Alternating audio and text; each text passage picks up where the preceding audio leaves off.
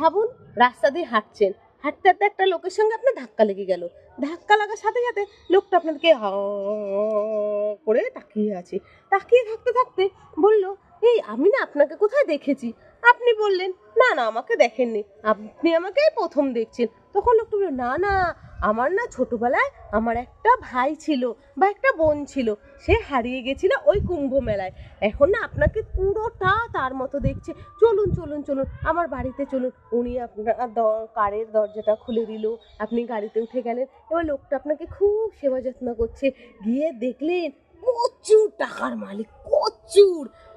সামনে পিছনে ডায়ে বায়ে কোনো দিকে কেউ নেই।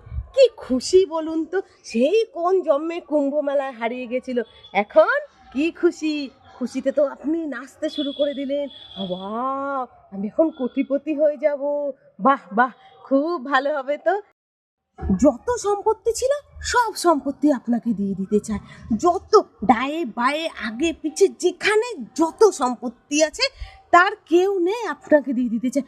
আপনি তো ভীষণ খুশি, ওয়াও এখন আমি বড়লোক হয়ে যাবো।